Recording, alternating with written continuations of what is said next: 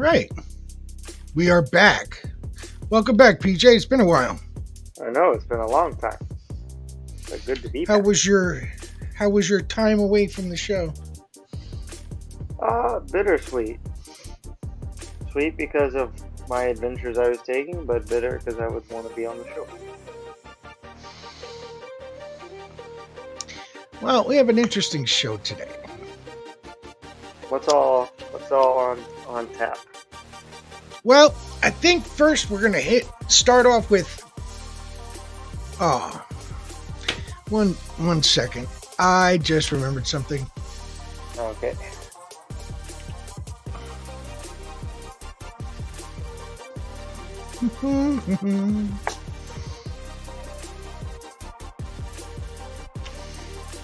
All right. So, first things first. I think we need to discuss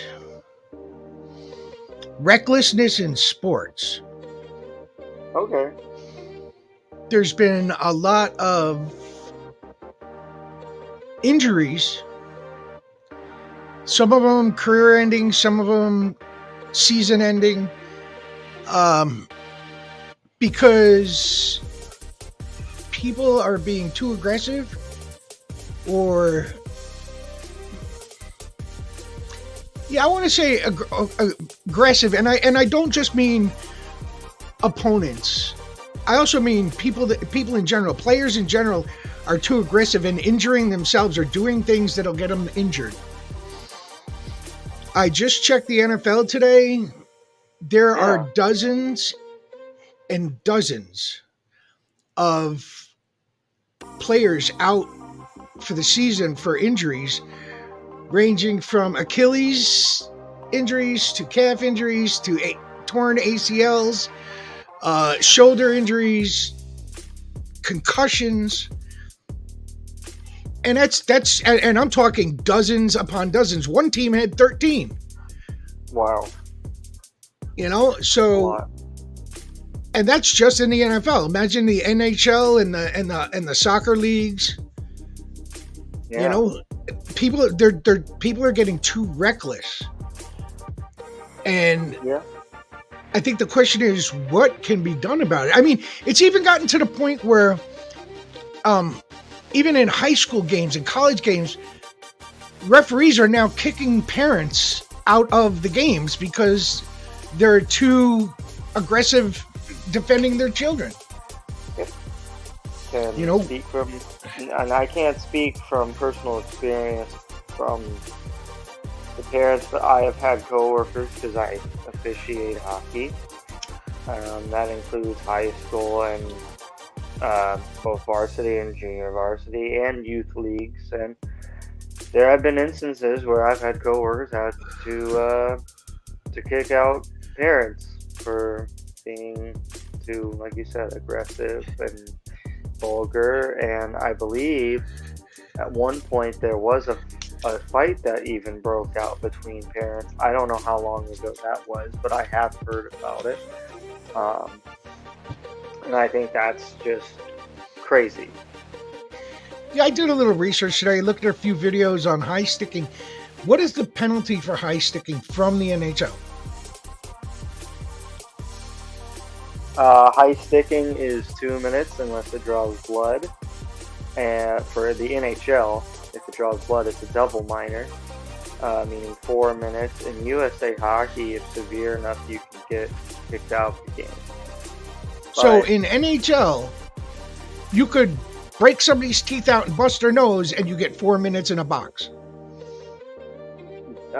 Depends on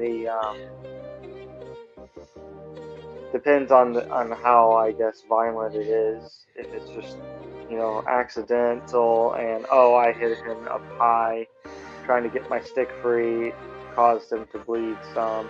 Yeah, it's going to get 4 minutes, but I mean, of course, there can be more severe punishment, like 10-minute misconduct. I'm sure if it were, like, say he was just lumberjacking, right? I'm sure that that would be in the game itself could be to the point where he could get kicked out, and then the NHL board, I'm sure, would review it, and safety board would turn around and hopefully suspend it. That's one problem is players getting injured, both NHL and otherwise, and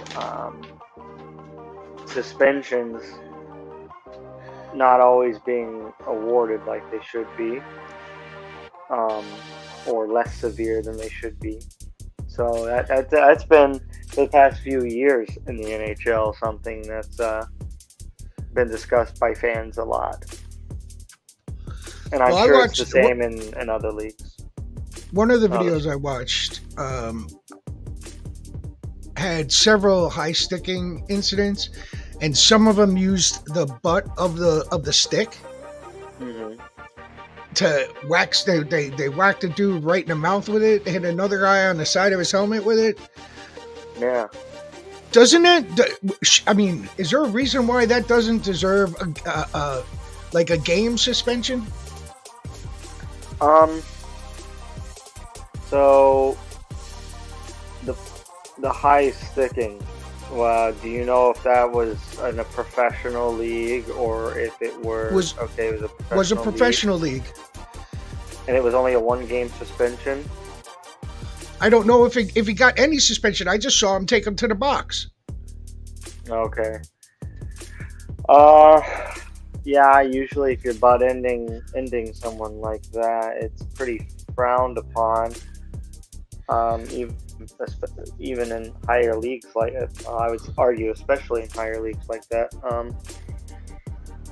Again, it would probably, in the heat of the moment, probably the officials of that league gave a 2-minute, and what's called a 2 and 10, maybe 10 minutes for unsportsmanlike. So another player would have to sit for his 2 minutes for the high stick, and then he himself would have to sit for 10 minutes before he could be allowed to return, and that's a long time.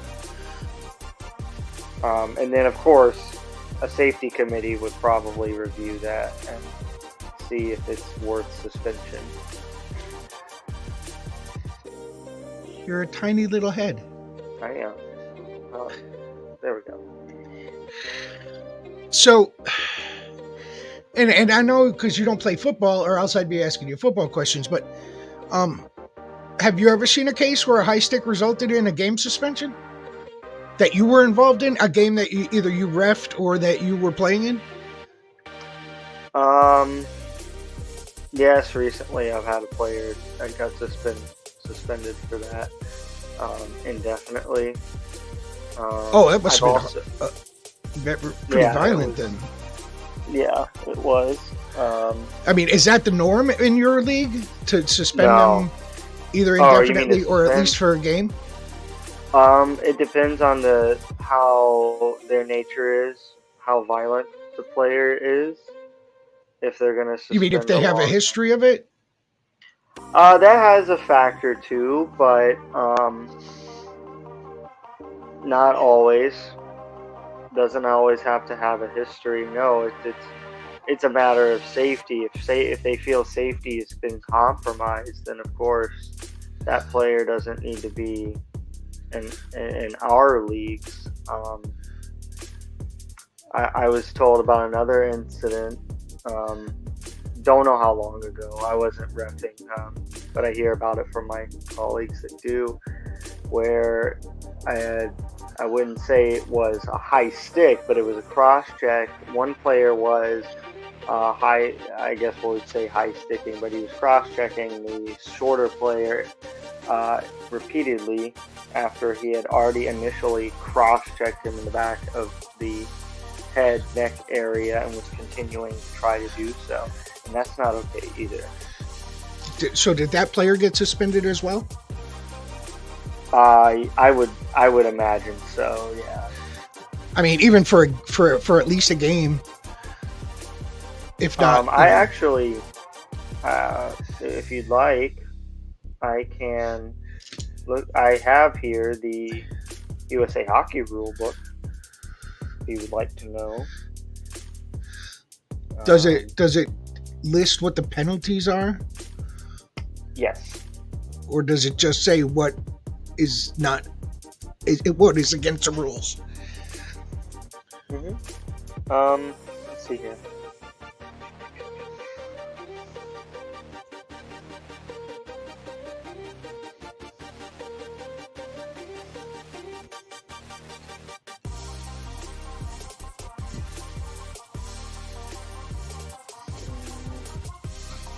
Match penalties.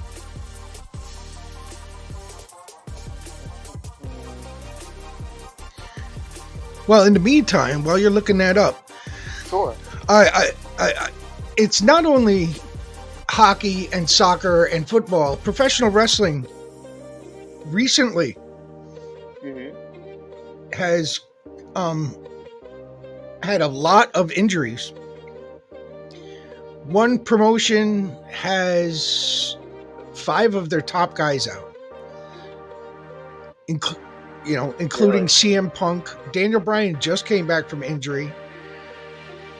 The WWE has multiple people out. Big E's out with a broken neck. Yeah, a lot of people don't consider it sports, but it's a physical contest.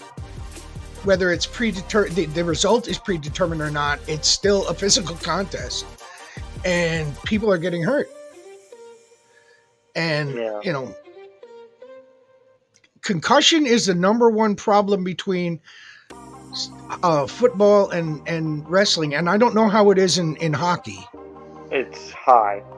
It's actually quite high as well.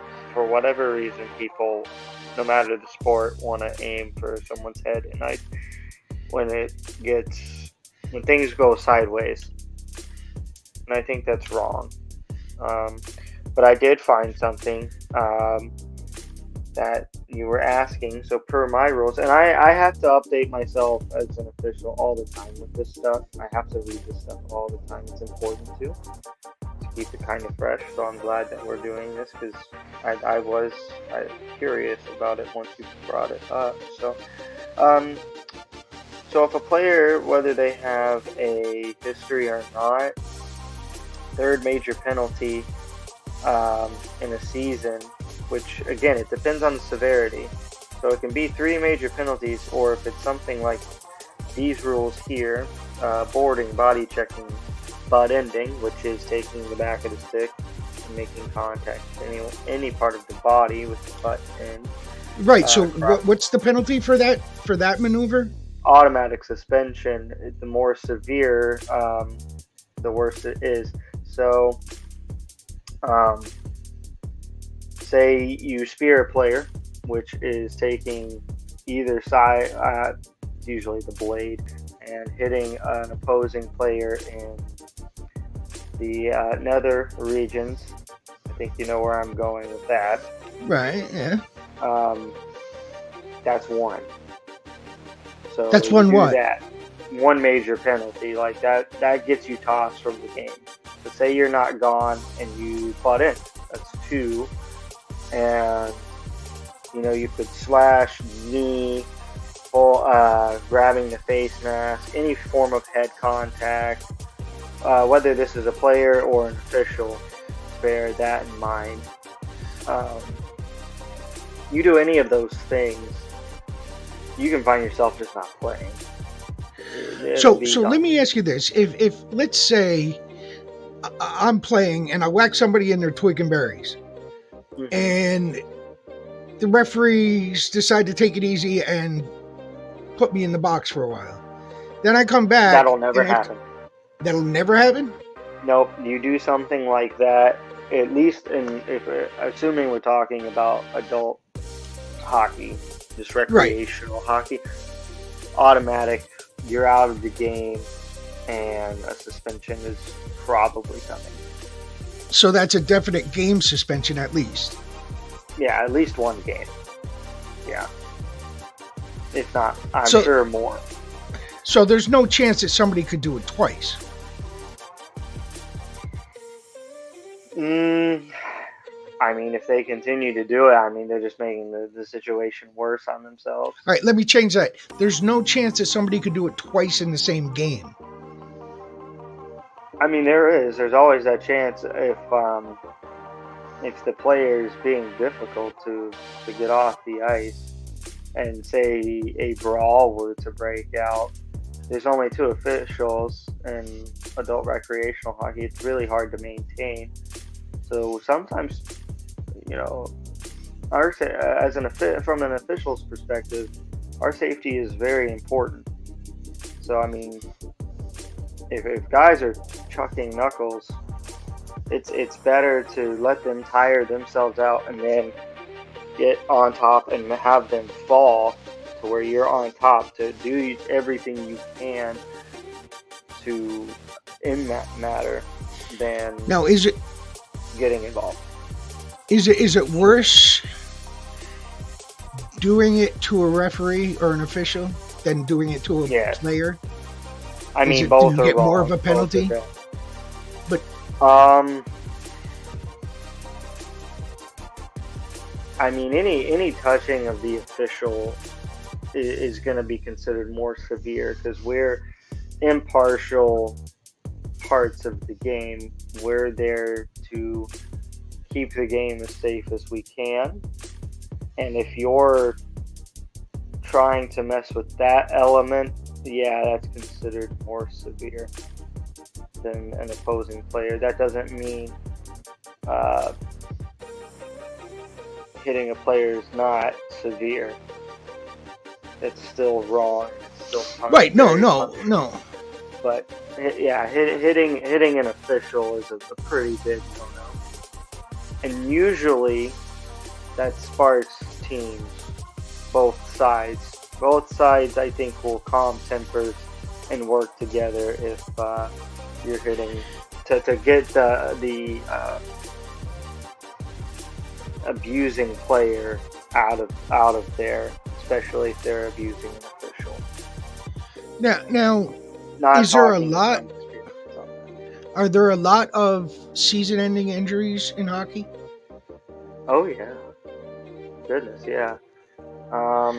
Could checking you on the boards somehow end your season? Yeah, if done right, it can end your career. There was one player I remember watching a documentary, and he has a foundation. He's a really, really active guy, and he seems from the documentary like a really good guy. He was just, I believe, drafted to the NHL, was just playing his first college game. Now, this was a few decades ago. I want to say right, maybe late 90s, early 2000s. I think, I can't remember if it was Boston University or Boston College. But he was checked from behind into the boards, and it broke his neck. And yeah, he was paralyzed going forward. And, now, did he sue the? Was he able to sue the player or the league or? I don't know any part of that. I don't remember that. I just remember, and I can find that out later. But yeah, I did remember that. Just that's what came to mind when you asked. So have the NHL or the adult leagues that you play with, have they changed their rules any in order to combat excessive concussions and things like that? Well, yeah, in adult league hockey, I can speak from this. USA Hockey is very good about it. They update their stuff pretty regularly, and safety is their top priority because they're adult and youth, so as young as 6, I think, or even younger, but all the way up to adult. They're updating their stuff every couple seasons. Okay. And in my mind, a couple seasons being like every 2 to 4 seasons, so every maybe 2 years or so, it's getting updated. I mean, it's looked at constantly, and referees, we look at it constantly.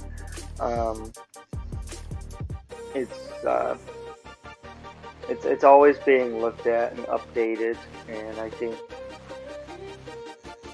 think the goal is to maximize safety as much as possible, and youth league is a little different from adult league. The younger levels, no contact, just like adult. Adult's not supposed to be contact at all. Or I mean, bumps happen because it's hockey. An official will let maybe bumps here and there go, but real contact and real physicality, like typically that's going to warrant a penalty. Now, say high school hockey is a little different. I'll use that in a minute, but like I'll say I want to say 14U. You can have angling. 16U and up. I might be misstating here, but I want to make sure I'm not. But I believe it starts at 16U is when full contact can start. So high school age. Okay.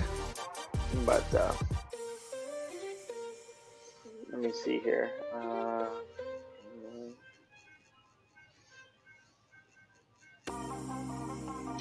Well, I'll tell you one thing, and I got bad news for you. Okay. My grandson will never play hockey. Oh, Nope. really? Not after some stuff. No, there's no way. I mean, I hockey to me has always, in my mind, has always been the most violent sport, and whether you agree or not, that's just my opinion, and it hasn't gotten any better. I mean, yeah, the equipment has been upgraded to try and combat some of that stuff, but the attitudes of the players haven't gotten any better. They still do the crap they were doing in the 60s. Yeah. So, yeah, I think it's best if my son plays or my grandson plays like basketball, baseball, badminton. I don't know, something that's safe. I love the game though. Oh, no, more power to you, bro. Nothing wrong with liking the game. So, but you gotta. I guess there's two things you got to do when you play hockey. One is you got to love the game, and the other is you have to be constantly aware of your body, because any injury that you get now is going to affect you years down the road. yeah, and I will speak from experience that if I were to play hockey forward, as you know, I am now in the process of taking a pretty severe break if I even play again. That I will keep my head on a swivel at all times. Well, like I said, trust anybody. Oh, I know. But like when I was younger, I played hard and I worked hard. And when I got older, hitting 40, my body started to feel it. Yeah. And now I'm in my 50s and my body's like, yeah, you're an asshole. You shouldn't have done that to me. So you got to keep those things in mind, because you may feel, jacked up now, but in 20 years, that's when the knee replacements start and the shoulder replacements, and the spine fusing. Yeah, I don't want to do that. So you just got to keep in mind that, how much abuse can I give my body now? When is the time where I have to say, okay, now I got to stop? Yeah, and and that's a really good point. And like for me personally, that's why I think I've transitioned to officiating only. I think I'm really close to that point. I might substitute for a team here and there, my former teams. But I don't right now really feel comfortable until I know I'm confident to play again. I don't really want to play again. Where I know I feel comfortable with that. Incidents on the ice can be scary as shit. especially because it's on the ice. You really have no footing when you're getting whacked in the head, or stick, a stick to the nuggets. You have no Right. footing to do anything. You go down, and you go down hard. Yeah, and that's not going to stop the attacking player per se either, unless another player steps in the way. Have there been a lot of incidences where a player's teammate would back him off because he overstepped? Yeah, or opposing players. I mean, those kinds of incidents can start major fights and brawls. But there have been the situations too, especially in, I think, adult recreational hockey, where players on the same team will realize, okay, like that's not cool or that's not okay, and also step in and try to tone down the situation. And those are the kinds of players I appreciate.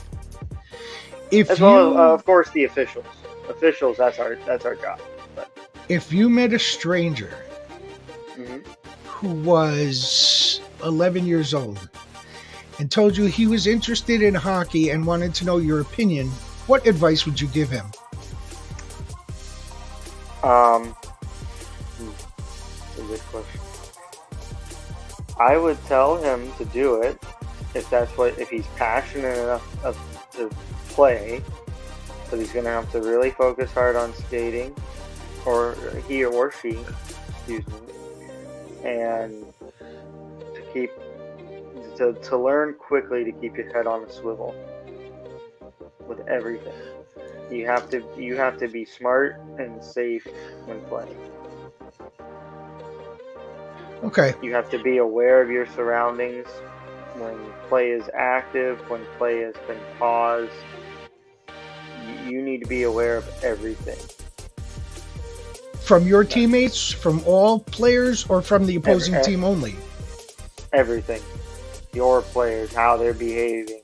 Opposing team, how they're behaving. What's going on that's caused play to stop if it has stopped. Especially if you're moving with the puck, opposing players, what they're doing around you. Well, today seems to be your lucky day, PJ, because segment number 1 was your expertise, and segment number 2 is your favorite hobby. Oh, really? So, let's talk about the MCU. Sweet. Now, Multiverse of Madness came out, Shang-Chi came out, She-Hulk is coming out this August. Yep. Loki, Thor, Love and Thunder. Great movie.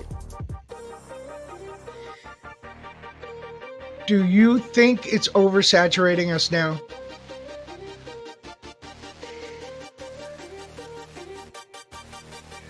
Yes and no.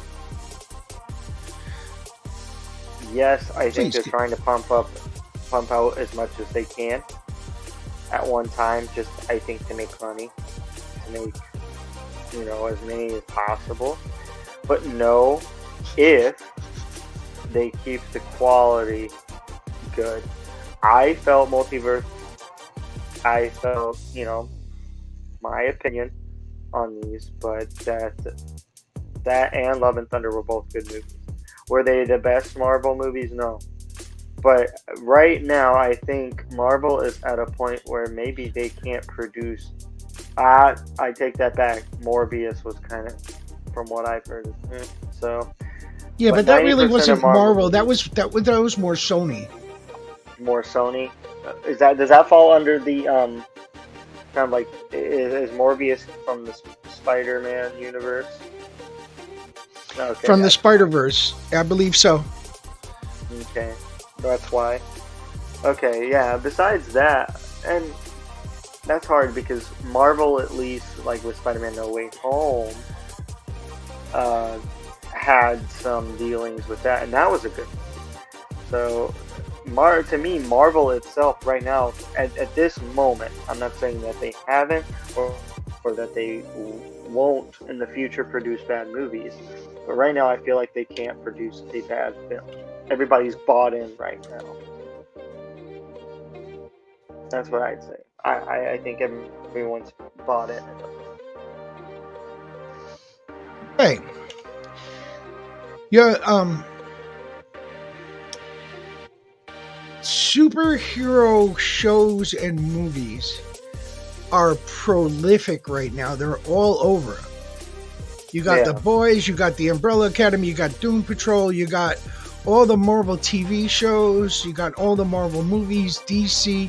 Now they're coming out with a new movie. I don't even know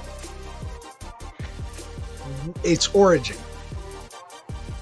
but it's a movie I've wanted to see made forever. Do you remember The Last Action Hero? With Arnold Schwarzenegger?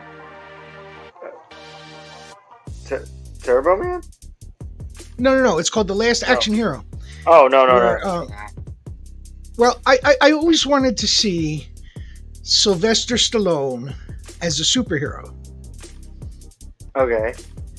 All right. Now, he played Dredd, but that's not really a hero. That's just a guy with a gun and some, right, equipment. They're coming out with a Sylvester Stallone hero movie. Oh. Called Samaritan.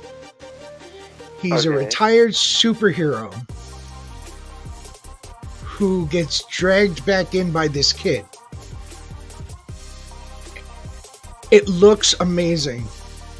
Do you have a trailer for me to go watch? Oh, yeah. Is it a trailer? Okay. Oh, yeah. Yeah, I'll send it to you after the show. See that. Okay. It's definitely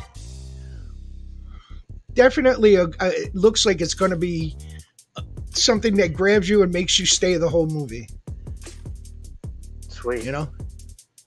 Oh yeah, I like it. But that's the thing. That's the only movie that I've seen come out that's not Marvel or one of the main ones that I can say, okay, I'm not over. I mean, I have room in my brain to watch it. Right. But with all the movies that Marvel is coming out with, they're coming out with, another movie again before the end of the year. Yeah. And supposedly a Guardians of the Galaxy Christmas special. Well, I'm not upset about that. Guardians of the Galaxy is some of my favorites. So I'm ready for Volume 3. Well, are you all caught up on everything in the MCU already? I believe or so far, except for Miss Marvel. I haven't gotten into Miss Marvel. The TV show. That right? Yeah, I haven't also finished not all the Defenders stuff. I watched the Defenders. I think I stopped in Iron Fist season 2. So I still have some work to do there. But the mainstream movies, you all caught up? Yeah, movie-wise, I believe I'm caught up. That's fantastic, because you know what that means, folks. Reviews on our second channel starting next week. Yay! All the information will be available. We'll put out a bumper sometime during the week to let everybody know what's going on. But yeah, it's something we've been working on, and I think it's about time that we let loose. So we're going to have, I agree. On our second channel, we're going to have reviews of Marvel, DC, Black Horse, any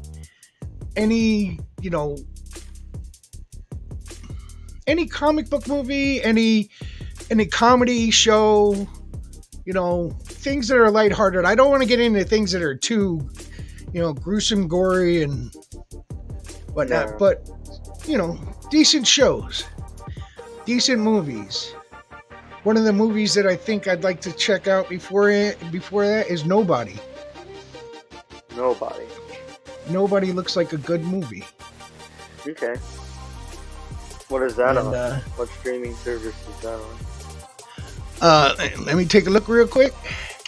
But what I'd like to, I'd like to do a lot of different movies, somehow tie them all in to our channel, and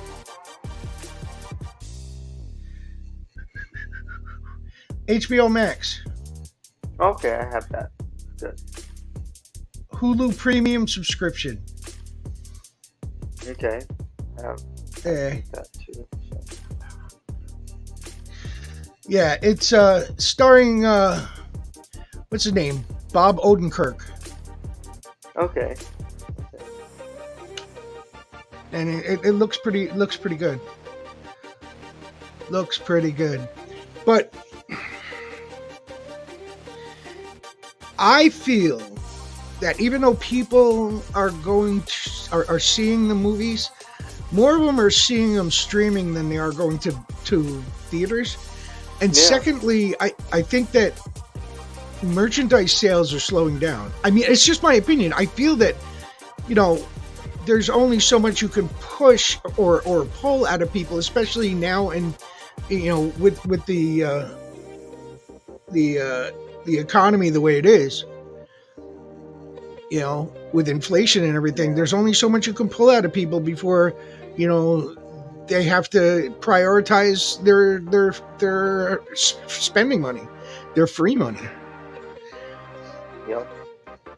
So I don't see things flying off the shelves like they used to. And I think that's going to be a major issue for a lot of these movies going forward, because a lot of them rely on merchandise sales. Yeah. Same with shows. Some shows, not all of them, but some shows rely on products being made for it. I'll just use Moon Knight, for example. I think Moon Knight did well as a show, but also people wanted the merchandise. But if it came out, say, now, I'm not so sure. For example, She-Hulk may not sell as well merchandise-wise. Well, I'll tell you, I don't watch trailers for the most part. I try to stay away from them so it doesn't spoil the show. But I did see some still pics of She-Hulk, and I am not impressed by who they got and how they presented She-Hulk. She just doesn't seem like, how you can look at someone and go, oh, that's just like the comics. To me, I don't get that feel with this actress. Yeah. I don't know what it is, but I look at it and I go, no, please, no. I mean, if we got to, I'll watch it, but it's just not there. And that's just from pictures. I haven't even seen the movie yet, but I'm already disappointed. Right. Yeah. It was kind of odd. I mean, I haven't read the comics like you have, so I'm gonna give it a go. But I'm not gonna say it felt forced, but it felt a little awkward. I mean, I personally think Smart Hulk is kind of funny. I'm kind of glad that they made Smart Hulk their choice for right now, because I have a feeling I know where they're going to lead to it from the reading, the research. I think I know what they're going to do with him. But, this is a weird representation. I'll put it that way. But I'm open-minded.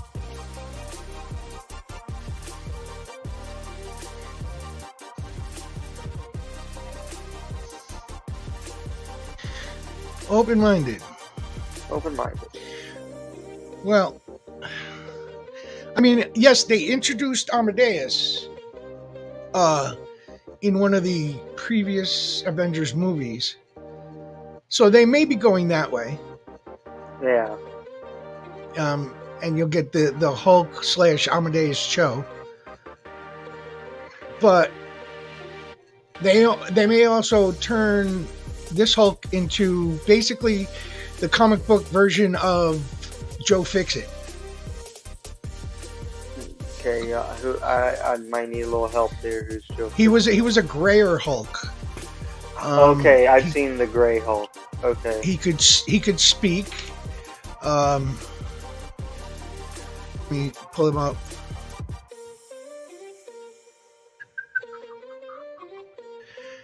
Okay.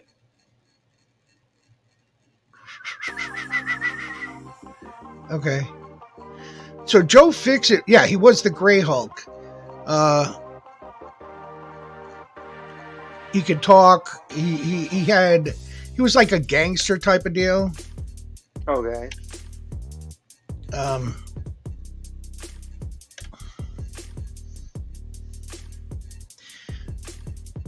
Yeah, he worked with the mobsters, and that's how he got the name Joe Fixit. He worked in Las Vegas with the mob. Are we talking worked as an like... as an enforcer. So, do you think we could potentially see like a Joe Fixit Kingpin kind of thing? No, I think what they'll do is they're more or less make him like a retired Gray Hulk, where because Joe Fixit used to fix the mob's problems at night. He would go out at night and fix their problems. I could see them using the Gray Hulk as a retired thing, and if one faction or one person is in, a hero is in trouble, they can not summon him, but call him, and he come out to even the odds type of thing. Yeah.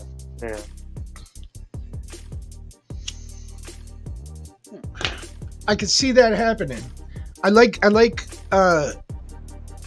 Mark Ruffalo as Banner. I don't like whoever they got playing Jennifer Walters. I can't see them related. I'm looking at them and I'm like, no, they're not cousins. No. Yeah. But well, I'll have to see. I'm just waiting to see if they can do something good with it. Yeah, for sure. Now, we get to move on to the last segment. Your favorite and mine, Destiny 2. Indeed.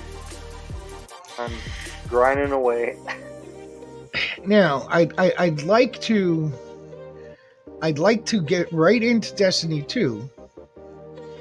But first, we need to have a little talk, because this girl still hasn't been found, and not enough people are coming forward with information.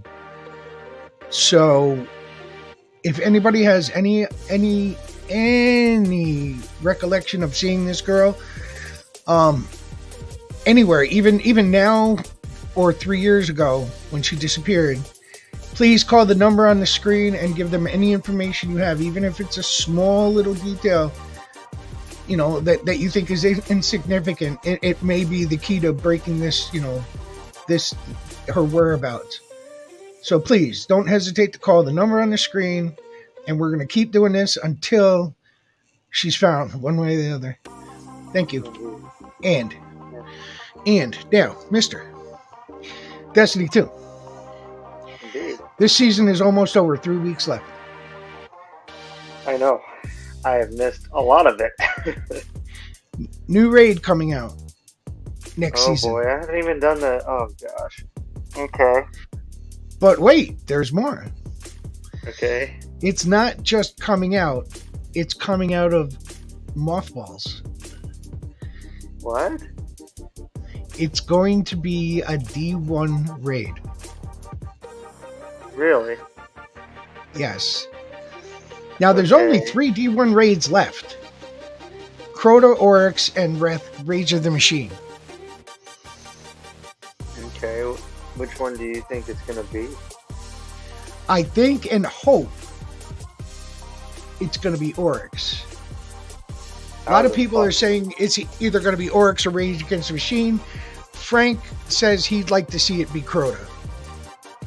Crota? He said Crota is the next one in line because they brought over the Vault of Glass. Vault, right. So Crota would be the next one in succession as it appeared in D1. Right. But I think they're going to skip to Oryx because I think that was more popular. I believe. And I was going to say Oryx was that was my favorite from what I remember. Yeah, well, here's the catch. You have to be 1560 to play the raid. And you're only a 1530 what? 2, I think. I got some work to do. I know. I'll get on it here in a little bit. Get going. But yeah, we need to get a raid team together. We haven't been able to do that in a while. I don't even think I've done the Savathun raid. Have you? No. No? No, because I watched the world's first run competition. Yeah. And it took some teams 48 hours straight to get through that. And I was like, it was so complicated and there's so many mechanics. I was just like, no, I'm not even gonna go in there. Even if we have a raid team? Yeah. It just looks like it's gonna be a 7-hour ordeal. Well, maybe we just have to take it by kind of stretches. Start on a Tuesday, do only so much till we think we're comfortable with stopping. Go do something else next day, come back, and just slowly chip away at it. Well, we still need to get you into the Vault of Glass. Yeah, I need to still do that. You need the catalyst for the Vex. Yeah. So does Frank. So a lot of things are coming. Are happening that you're not caught up on yet. Story wise, and the new story is coming out in 3 weeks. So what you're saying is get to work. I'm just saying, if you want to participate, you got to go all in, brother. I believe you. I gotta get some work done on it.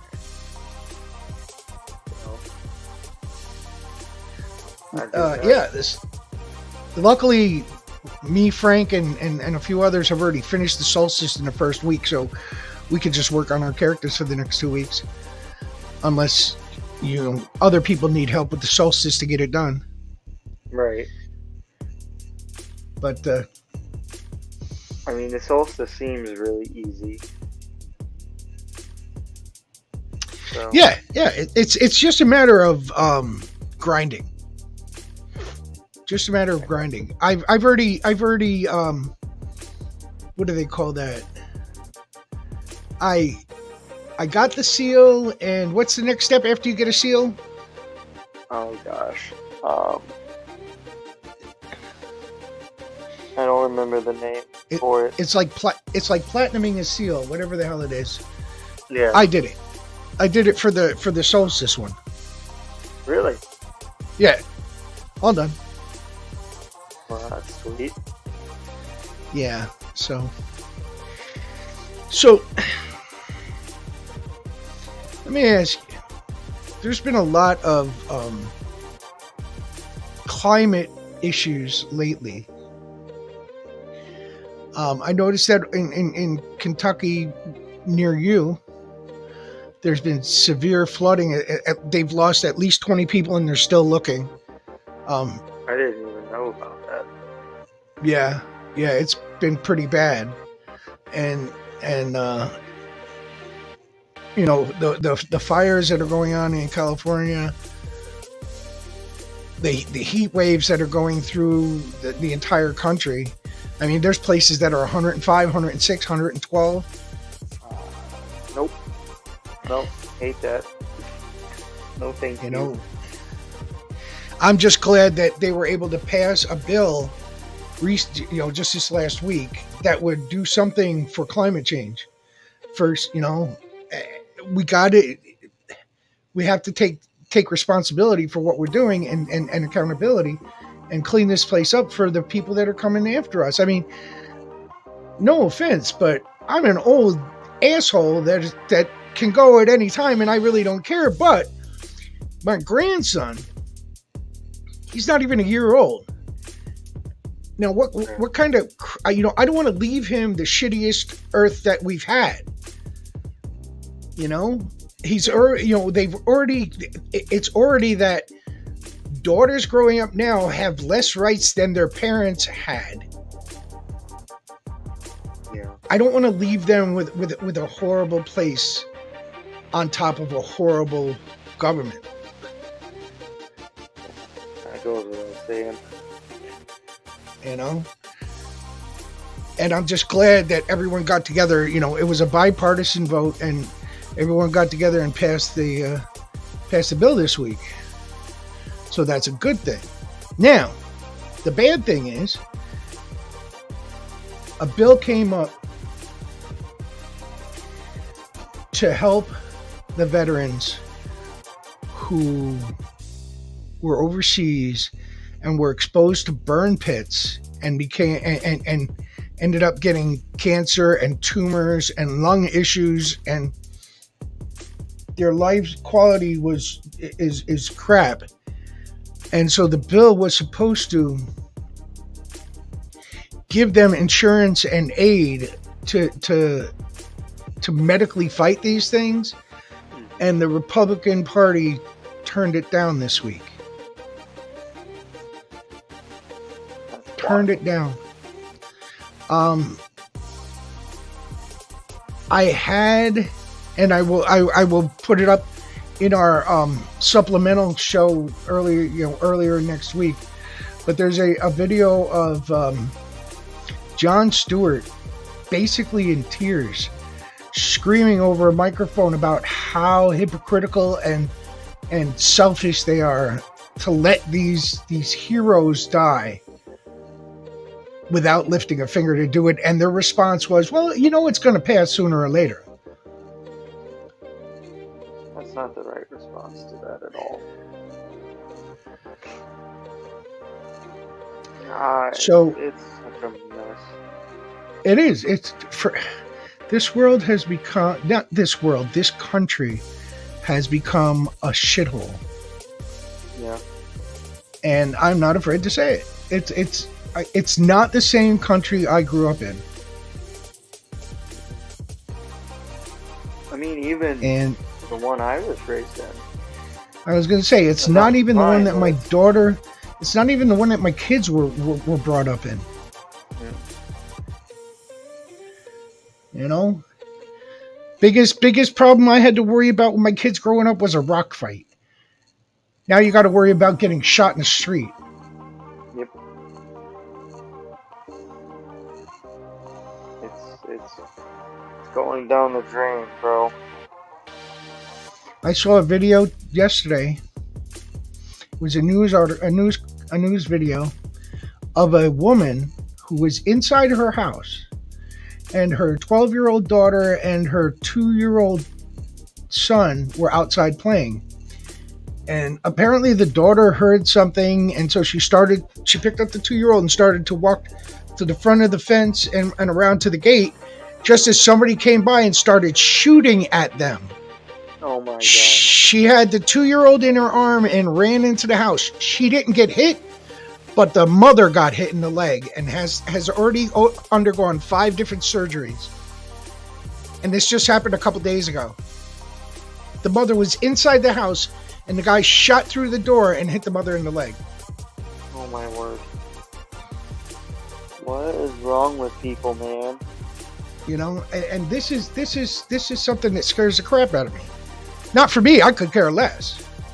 Right. But for everybody else. You know, you could be an innocent person just walking to school and never make it there. Yeah. Yeah, I mean, this place is honestly, as a whole, not safe enough to let your children walk to school. Unless, yeah, but now you got to buy them those bulletproof backpacks. Oh, well, for sure. Because that's the right thing to do. Or homeschool, or remote learning. Honestly, I'd be more for remote learning at this point than anything else. Keep it all away.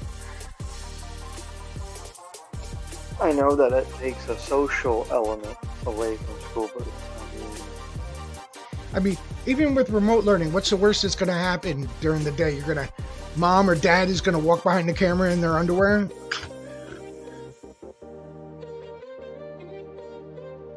Oh, looks like we lost PJ. Oh, there you are. Are you back with us? Hello? Hi. Did you zone out or something? No, it froze up on my end, which was really weird. Yeah, you froze here too. Okay. Yeah, I said, what's the worst that can happen, for remote learning? It's mom or dad accidentally walks behind you in their underwear. Right, right. I mean, yeah, you may die of embarrassment, but you'll still live to see the next day. Yeah. Yeah. You know?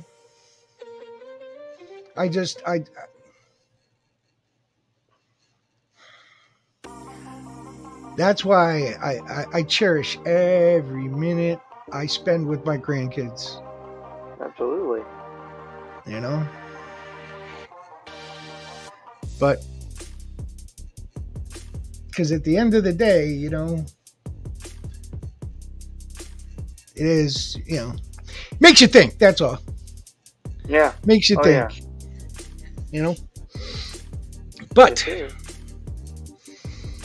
tonight is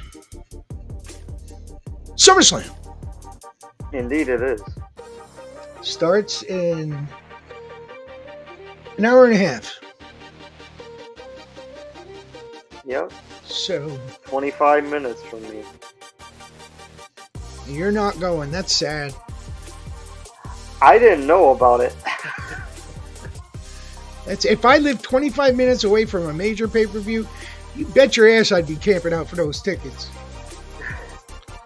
Yeah. Potential special guests next week will be hopefully coming to talk about it. He's gonna let us know about it. Well, PJ, I think we covered an awful lot today. I think so too. I appreciate your expertise in the sports field. Yeah, anytime. It was again informative as ever. I try. I'm not the most knowledge, but I will always try. If I don't know something, I'll find out about it on that stuff. All right, brother. Well, since we hit the end of our hour, I'm going to call it a day. Don't forget to like, share, and subscribe. Leave a comment down below. And hit the bell so you can get notified when our new videos come out. With that, I will say, see you in the funny papers.